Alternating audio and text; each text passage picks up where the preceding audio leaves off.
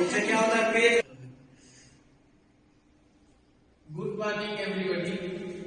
आज हम लोग पढ़ेंगे पृथ्वी की आंतरिक संरचना। पृथ्वी की आंतरिक संरचना जानने से पहले थोड़ा सा पृथ्वी के बारे में जानते हैं, क्योंकि ये भूगोल विषय का एक जो है काफी नहीं है, लेकिन क्योंकि भूगर्भ का अध्ययन करते हैं, इसलिए पृथ्वी की आंतरिक संरचना को जानना अति आवश्यक है। जिस तरह से पृथ्वी के बाह्य भाग को हम एक समान एक दृश्य के रूप में देखते हैं, उसी तरह से हम पृथ्वी की आंतरिक संरचना का अध्ययन नहीं कर पाएंगे। क्यों? क्योंकि जैसे आप लोग जानते हैं कि पृथ्वी का अगर कोई बाह्य भाग है, तो जो पृथ्वी का बाह्य भाग है, कहीं पर्वत है, कहीं पठार है, कहीं मैदान है, नदियां हैं, तो उस पर्वत, पठार, मैदान, नदियों को क्या करते हैं हम लोग एक दृश्य एक नजर से देख सकते हैं। लेकिन पृथ्वी की आंतरिक भाग को हम क्या करते हैं, देख नहीं पाते हैं। इसलिए पृथ्वी के आंतरिक भाग और पृथ्वी की आंतरिक संरचना का अध्ययन करना कहीं ना कहीं एक कठिन विषय है। तो आज हम लोग पढ़ेंगे इसी पृथ्वी की आंतरिक संरचना और पृथ्वी के आंतरिक संरचना की बनावट के बारे में जो है कौन कौन से प्रमुख रूप से कौन कौन से स्रोत हैं, उन स्रोतों के बारे में जानेंगे। उसके बाद कौन कौन सी संकल्पनाएं, उन संकल्पनाओं के बारे में हम लोग जानने का प्रयास करेंगे। तो आते हैं, देखते हैं क्या है। जैसे कि यहाँ देखिए, पृथ्वी की आंतरिक संरचना का प्रत्यक्ष अनुमान लगाना बहुत ही मुश्किल है। जैसे हमने पहले कहा कि जो पृथ्वी है हमारी, इस पृथ्वी के आंतरिक भाग का पता लगाना क्या है, कठिन है। क्या है? कठिन है, लेकिन असंभव नहीं है। कठिन है लेकिन असंभव नहीं है, क्योंकि पृथ्वी पर भूपट्टी से कुछ भी ही किलोमीटर की गहराई तक हम अध्ययन कर पा रहे हैं। जैसे कि हमारी जो पृथ्वी है, इस पृथ्वी के जो आंतरिक भाग है, इस पृथ्वी का जो आंतरिक भाग है, इस आंतरिक भाग की कुछ गहराइयों तक ही अभी तक हम लोग पहुंच पाए हैं। चाहे वह ड्रिलिंग का माध्यम हो और चाहे वह खनन का माध्यम हो। इन खनन और ड्रिलिंग के माध्यम से जो है कुछ गहराइयों तक पहुंच पाए हैं। वहां के जो है तथ्यों के बारे में जान रहे हैं कि वहां की शैल संरचना कैसी, वहां की बनावट कैसी है, वहां जो है वहां जो पृथ्वी की आंतरिक भाग में कौन कौन से तत्व पाए जाते हैं। इसलिए जो दक्षिण अफ्रीका की सोने की खाने, यानी कि जो दक्षिण अफ्रीका की सोने की खाने हैं, वो 3 से 4 किलोमीटर तक गहरी है। दक्षिण अफ्रीका की जो सोने की खाने हैं क्या है, 3 से 4 किलोमीटर तक गहरी है, गहरी खुदी गई है। वहीं दूसरी ओर आर्कटिक महासागर में कोला क्षेत्र, आर्कटिक महासागर का जो कोला क्षेत्र है, इस कोला क्षेत्र में जो है 12 किलोमीटर तक की गहराई तक जो है क्या अध्ययन और ड्रिलिंग किया गया है। ड्रिलिंग यानी कहने का तात्पर्य है कि जैसे हम क्या करते हैं कि कहीं से जो है पेट्रोलियम का, इसी भूगर्भ से पेट्रोलियम निकालते हैं, तो उन पेट्रोलियम को ड्रिलिंग के माध्यम से, किसी के माध्यम से जो है निकालते। अभी तक मनुष्य क्या किया है, अधिकतम गहराई तक 12 किलोमीटर तक ही खाली पहुंच पाया है। कितना किलोमीटर? 12 किलोमीटर तक ही अधिकतम गहराई पहुंच पाया है। क्योंकि पृथ्वी की आंतरिक बनावट जो है, जब हम देखते हैं पृथ्वी की आंतरिक संरचना कैसी है, जैसे हम कहते हैं कि पृथ्वी का जो पूरा व्यास 63-71 किलोमीटर है, तो हम लोग कितना को पहुंचे? 12 किलोमीटर तक अभी जो है हम लोग पहुंच पाएंगे।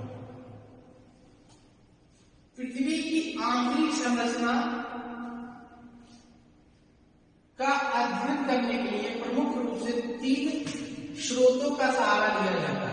पृथ्वी के आंतरिक संरचना का अध्ययन करने के लिए, पृथ्वी की आंतरिक बनावट को जानने के लिए क्या है कि हम जो है प्रमुख रूप से 3 स्रोतों को जानते हैं।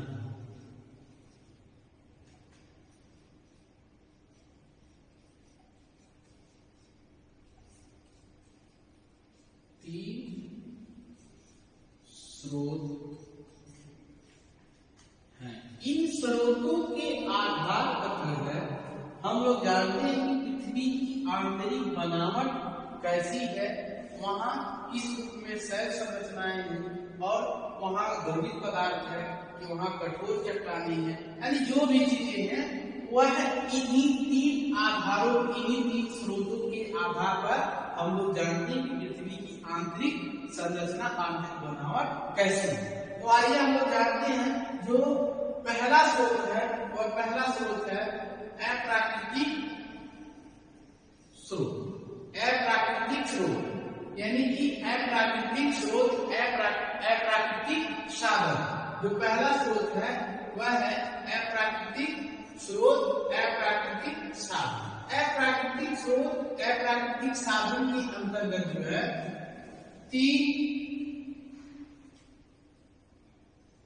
तीन आधारों पर हम लोग अध्ययन करते हैं। पहला है वह है घनत्व, दूसरा जो है वह है दबाव, तीसरा जो है वह है तापमान। अप्राकृतिक स्रोत, अप्राकृतिक साधन के भी तीन वर्गों में रखा गया है। पहला घनत्व, दबाव और तापमान।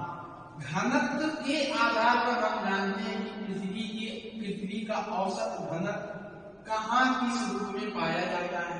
उसी तरह से दबाव कहाँ किस रूप में पाया जाता है। उसी तरह से जानेंगे पृथ्वी के आंतरिक भाग में तापमान कहाँ किस रूप में पाया जाता है। आइए देखते हैं कि घनत्व, जैसे कि आप लोग जानते हैं कि पृथ्वी का औसत घनत्व क्या है 5.5।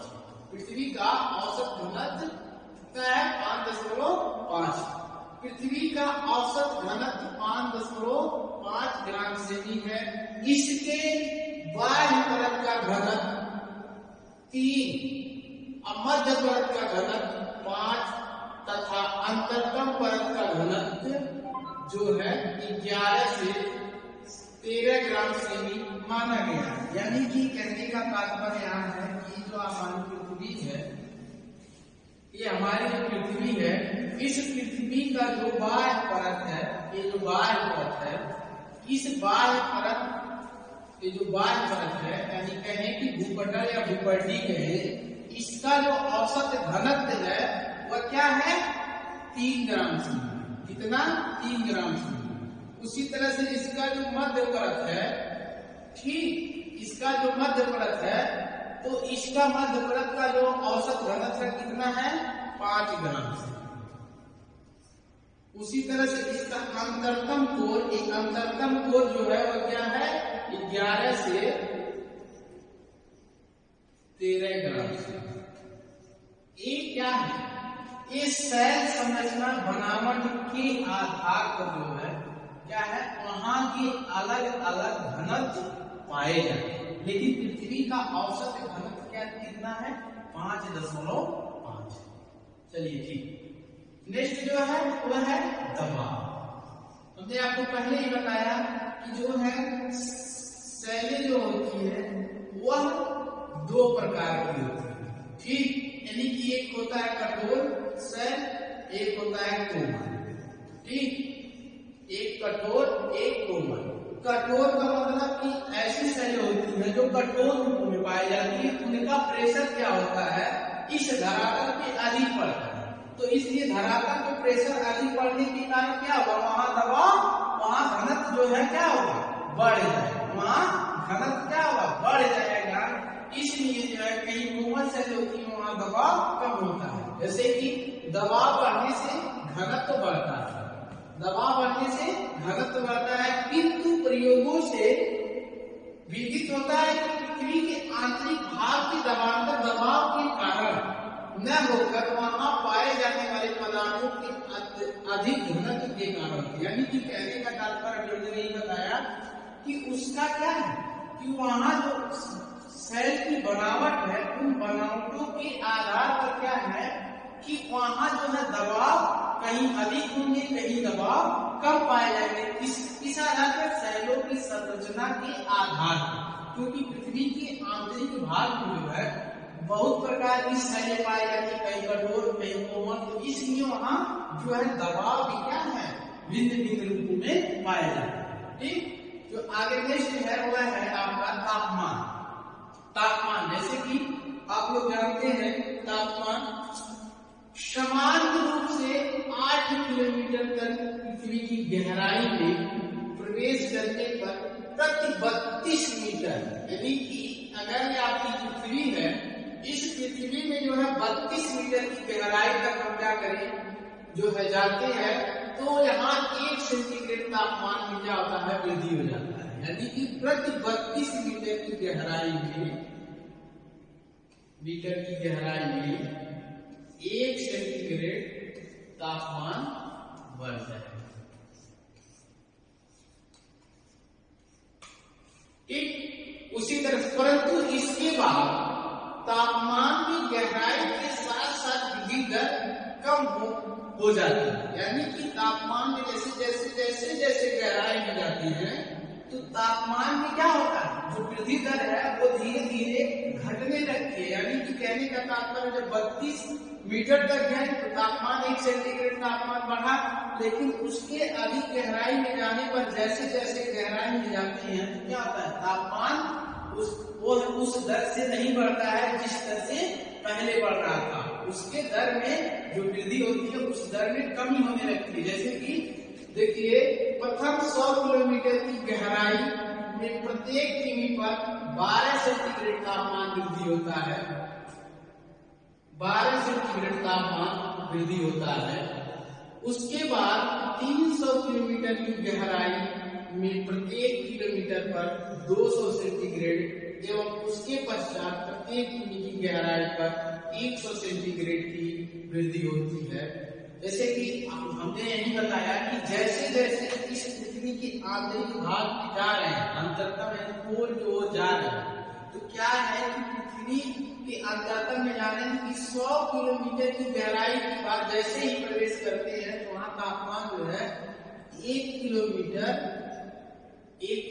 प्रवेश करने पर 12 सेंटीग्रेड तापमान बढ़ता है।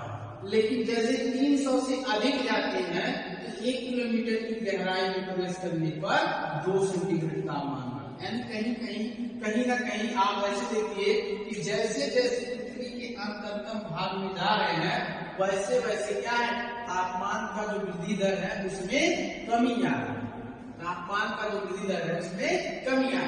ज्ञातव्य है कि पृथ्वी के आंतरिक भाग से उष्मा का प्रवाह बाहर की ओर तापीय संवहन तरंगों के रूप में होता है। कि जैसे कि हम लोग जानते हैं कि अगर पृथ्वी के आंतरिक भाग में जो है क्या है संवहन तरंगे चलती है, क्या है कि संवहन तरंगे चलती है। ये संवहन तरंगे जो है रेडियो सक्रिय पदार्थों के द्वारा जो है चलती है, क्योंकि पृथ्वी के आंतरिक भाग में बहुत सारे रेडियो सक्रिय पदार्थ पाए जाते हैं, उन पदार्थों के माध्यम से जो है यहाँ संवहन तरंगे चलती है। इन संवहन तरंगों के कारण जो है क्या है कि पृथ्वी के आंतरिक भाग में तापमान जो है हमको देखने को मिलता है। जैसे कि आगे देखिए कि संवहन तरंगों के रूप में होता है। इन तरंगों का जन्म मुख्य रूप से रेडियो सक्रिय पदार्थों तथा गुरुत्व बल के तापीय ऊर्जा में परिवर्तन के कारण होता है। जैसे कि आप हमने पहले बताया कि पृथ्वी के आंतरिक भाग में जो है जब हम लोग पढ़ते हैं प्लेट विवर्तनीय सिद्धांत, उन प्लेट विवर्तनीय सिद्धांतों में जो है हम लोग देखते हैं कि जो है कि हम लोग देखते हैं कि प्लेट जो गति करते हैं, मूवमेंट करते हैं, वह संवहन तरंगों के कारण करते हैं। क्योंकि इस पृथ्वी के आंतरिक भाग, क्योंकि हम लोग पढ़े हैं कि पृथ्वी का एक ऐसा भाग है जो द्रवित रूप में पाया जाता है। इस द्रवित रूप में होने के कारण क्या है, वह है प्लेट उस पे जो है स्थिर होने के कारण क्या करता है, वह है गति करता है। किसके कारण, वो संवहन तरंगों के कारण मूवमेंट करता है, उसमें गति आ जाती है। इसलिए जो है प्लेट एक दूसरे के पास एक दूसरे की जिस रूप में संवहन तरंगें चलती है उसी रूप में जो है प्लेटें मूवमेंट करती है। जब हम प्लेट पढ़ेंगे तो उसमें ये संवहन तरंगों की बात होगी, उसने संवहन तरंगों की बात किया। ठीक, तो आगे जानते हैं। जैसे कि आप लोग जान रहे हैं, हमने पहले बताया कि पृथ्वी की आंतरिक बनावट को जानने के लिए प्रमुख रूप से 3 स्रोतों को आधार बनाया गया। पहला स्रोत जो था अप्राकृतिक स्रोत, जिसमें हम लोगों ने देखा प्राकृतिक स्रोत के अंतर्गत जो हमने देखा कि जो है घनत्व, दबाव, तापमान को हमने पढ़ा। उसी तरह से दूसरा जो स्रोत है पृथ्वी की उत्पत्ति से संबंधित सिद्धांतों के साथ, यानी कि बहुत सारे ऐसे भूगोलवेत्ताओं ने जिन्होंने बताने का प्रयास किया कि पृथ्वी की उत्पत्ति कैसे हुई है, पृथ्वी की उत्पत्ति हुई है तो किन तथ्यों से पृथ्वी बनी है, तो वो क्या है, एक हमको कहीं ना कहीं स्रोत या साक्ष्य के रूप में हमारे सामने निकल कर आते हैं। उन्हीं साक्ष्यों को जानते हैं। जैसे कि यहाँ देखिए टीसी चैम्बरलिन ने परिकल्पना दिया था, उस परिकल्पना का नाम था ग्रहण संकल्पना। उस ग्रहण संकल्पना में जो है उन्होंने बताया कि पृथ्वी का निर्माण जो है ठोस ग्रहणों के एकत्रीकरण से, यानी कि जो ठोस पदार्थ है वो क्या हुए कि उनमें गुरुत्वाकर्षण शक्ति होने के कारण क्या हुआ कि वह इकट्ठा होने लगे, इसलिए जो है वह पृथ्वी जो है वह ठोस रूप में हुई, इसलिए जो है उसी के परिणाम स्वरूप जो है पृथ्वी की उत्पत्ति हुई है। एक टीसी चैम्बरलिन, जब पृथ्वी की उत्पत्ति पढ़ेंगे तो उसमें सारी संकल्पनाएं हम लोग पढ़ेंगे कौन कौन सी संकल्पनाएं। उसी तरह से जेम्स जिन्स की ज्वारीय परिकल्पना, जेम्स जिन्स की ज्वारीय परिकल्पना, यानी कि जेम्स जिन्स ने क्या किया था, उन्होंने कहा कि इस ब्रह्मांड में जो है दो तारे हैं, यानी कि इनका जो संकल्पना है दो तारा निर्मित है। इन्होंने कहा कि इस ब्रह्मांड में जो दो तारे हैं, उन दो तारों में से जो है दो तारों के आकर्षण शक्ति में जो उससे ज्वार उत्पन्न हुआ, उस ज्वार से जो है क्या हुआ, एक फिलामेंट निकला। उस फिलामेंट से जो है सूर्य और पृथ्वी की उत्पत्ति, यानी कि सौर मंडल की उत्पत्ति बताने का प्रयास जेम्स जिन्स ने किया। यानी इनका कहने का यहाँ ज्वारीय संकल्पना के अनुसार जो है पृथ्वी की उत्पत्ति सूर्य द्वारा निश्चित ज्वारीय पदार्थ के ठोस होने से हुई है, फलस्वरूप पृथ्वी का अंततः द्रव अवस्था में होना चाहिए। ये कहने का मतलब है कि जो पृथ्वी है, इस पृथ्वी का जो कोर रूप है, ये क्या होना चाहिए, द्रव रूप में होना चाहिए। ये क्या होना चाहिए, द्रव रूप में होना चाहिए। जो अगला सिद्धांत है वह लाप्लास की निहारिका परिकल्पना, लाप्लास की निहारिका परिकल्पना है। लाप्लास ने निहारिका परिकल्पना में जो है इन्होंने इमैनुअल कांट की परिकल्पना, वायुव्यास परिकल्पना का एक कॉपी किया और उसी आधार पर इन्होंने बताया कि पृथ्वी की कैसी उत्पत्ति हुई है और पृथ्वी की बनावट कैसी है। तो चलते हैं देखते हैं इन्होंने कौन सा आधार माना। इन्होंने अपने निहारिका सिद्धांत के आधार पर पृथ्वी के आंतरिक भाग गैसीय अवस्था में होना चाहिए। इस प्रकार उक्त विचारधाराओं से पृथ्वी की आंतरिक संरचना के विषय में कोई निश्चित ज्ञान नहीं हो पाता। इस तरह से बहुत सारे साक्ष्य हैं, चाहे आगे पढ़ेंगे, चाहे हम पढ़ेंगे इमैनुअल कांट की थ्योरी पढ़ें, चाहे कि जो है आकस्मिक, यानी कि बहुत सारे लोगों की थ्योरी पढ़ेंगे तो कहीं ना कहीं उन्हीं विचारधाराओं से हमको मिलता है कि पृथ्वी की आंतरिक बनावट कैसी, पृथ्वी की बनावट कैसी है, वो कहीं ना कहीं एक हमको जानने को, इनकी परिकल्पनाओं के माध्यम से हमको जानने की उत्सुकता पैदा करती है कि पृथ्वी की आंतरिक बनावट कैसी है।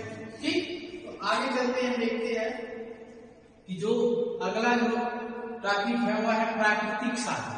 जो अगला टॉपिक है क्या है, प्राकृतिक साधन। जैसे हमने पहले ही आपको बता दिया कि पृथ्वी की आंतरिक बनावट में जो है तीन स्रोत हैं। पहला जो है अप्राकृतिक, दूसरा वैज्ञानिक साक्ष्य, तीसरा प्राकृतिक साक्ष्य। तो देखिए प्राकृतिक साक्ष्य के अंतर्गत जो है प्रमुख रूप से भूकंप और ज्वालामुखी का उद्गार के आधार पर जो है हम लोग जानते हैं कि इस पृथ्वी की आंतरिक बनावट कैसी है। तो चलिए देखते हैं कि भूकंप, जैसे कि भूकंप विज्ञान के साक्ष्य के आधार पर जो है भूकंप विज्ञान ही ऐसा प्रत्यक्ष साधन है जिससे पृथ्वी के आंतरिक भाग की बनावट का स्पष्ट अनुमान लगा पाना संभव है। इस विज्ञान में भूकंपीय लहरों का सिस्मोग्राफ यंत्र द्वारा अंकन करके अध्ययन किया जाता है। जैसे कि आप लोग जानते हैं इसमें कहा है कि भूकंपीय लहरों के आधार पर, जैसे कि आप लोग जानते हैं कि भूकंप की प्रमुख रूप से 3 प्रकार की लहरें होती हैं। 3 प्रकार की लहरें होती हैं प्रमुख रूप से। वैसे तो बहुत लहरें हैं, चाहे वो कोनार्ड के पढ़े चाहे जैपनीज के पढ़े, लेकिन प्रमुख रूप से अभी 3 लहरों के बारे में हम लोग जानते हैं। इसमें जो है पहली लहर जो है वह पी है, दूसरी एस है और तीसरी एल है। पी मतलब primary wavelength, primary wavelength, secondary wavelength, secondary wavelength, low wavelength.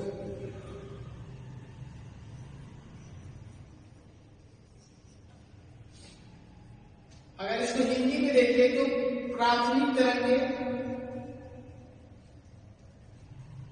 प्राथमिक तरंगे, इसको संपीड़नात्मक तरंगे भी बोलते हैं, संपीड़नात्मक तरंगे भी बोलते हैं। सेकेंडरी यानी द्वितीय लहरें, इसको जो है समकोणी तरंगे भी बोलते हैं। द्वितीय लहरों को समकोणी तरंगे भी बोलते हैं। इसको समकोणी तरंगे। लो वेवलेंथ यानी कि धरातली,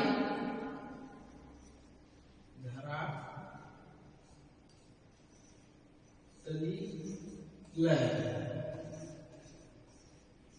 ये विनाशात्मक लहरें भी होती हैं। ये काफी विनाश करती हैं मानव जात और पशु की जो भी मानवीय क्रियाकलाप को जो है काफी यही नुकसान पहुंचाती है, डराती है। तो इन लहरों के आधार पर क्या हमको पता चला कि पृथ्वी की आंतरिक बनावट कैसे, क्योंकि इन लहरों का जो है क्या है वेग, कितने वेग से कौन सी लहरें चलती हैं। जैसे कि पी लहरें जो है 6 से 7 किलोमीटर प्रति सेकंड, उसी तरह से यस लहरें 5 से 6 किलोमीटर प्रति सेकंड, यल लहरें जो होती है 4 से 5 किलोमीटर प्रति सेकंड। यानी कि इनका जो है क्या है, ये वेग से चलती हैं और किस रूप में चलती हैं, उसी के आधार पर जो है हम लोग जानते हैं कि इस भूकंप के आधार पर जो पृथ्वी की आंतरिक बनावट कैसी है। जैसे कि हम यहाँ एक डायग्राम बना रहे हैं। अगर ये आपका पृथ्वी है तो अगर यहाँ भूकंप की उत्पत्ति हुई, भूकंप की उत्पत्ति हो रही है तो कुछ लहरें जो है ऐसे प्रवेश कर जाती हैं,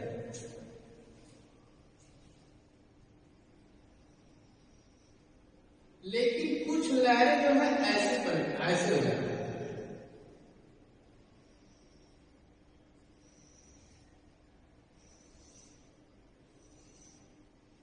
समझ रहे हैं?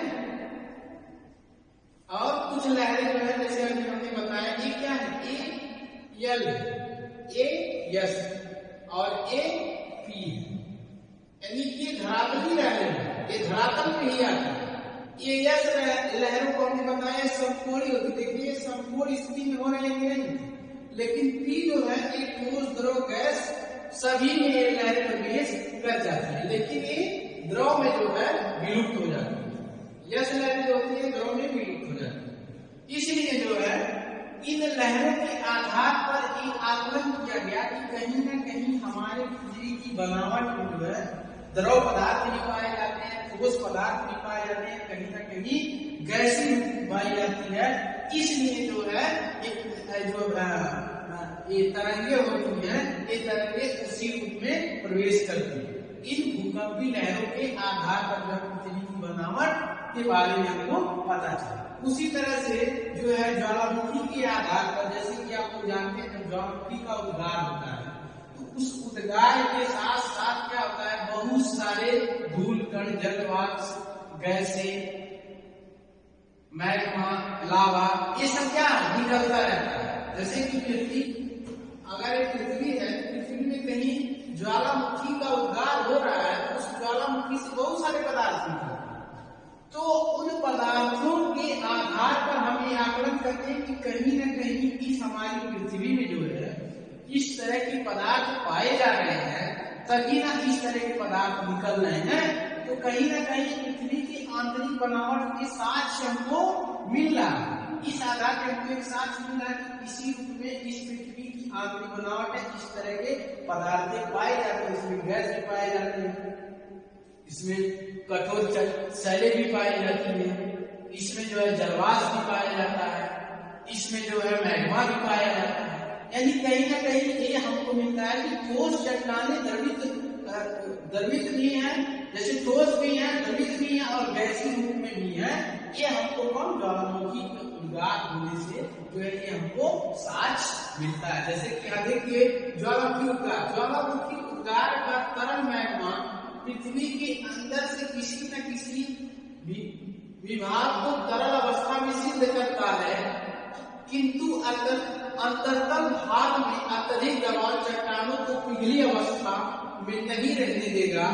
अतः उद्गारों से पृथ्वी के अंतःकरण की निश्चित जानकारी नहीं मिल पाती। यानी कि बहुत सारे ऐसे साक्ष्य हमको मिल रहे हैं कि पृथ्वी की आंतरिक बनावट कैसी है।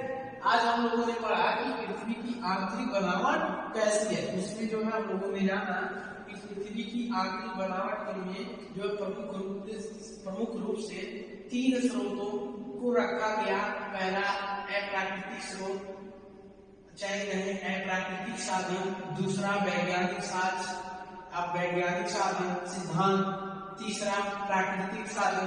तो उसके अंतर्गत जो है बहुत सारे जो है उसके अंतर्गत कौन कौन से ऐसे तथ्यों के आधार पर हम जानते हैं कि पृथ्वी की बनावट कैसी है। जैसे हमने पढ़ा कि चाहे वह प्राकृतिक साधन के अंतर्गत दबाव हो, यानी कि दबाव, जैसे हमने बताया कि दबाव कहाँ है, शैलों के आधार पर दबाव भिन्न भिन्न रूपों में पाया जाता है। उसी तरह से पृथ्वी में बहुत सारी जगहों दबाव कम होते हैं, बहुत सारी जगह दबाव अधिक है। उसी तरह से तापमान को हमने देखा, बहुत सारी जगह तापमान अधिक है, बहुत सारी जगह तापमान कम है।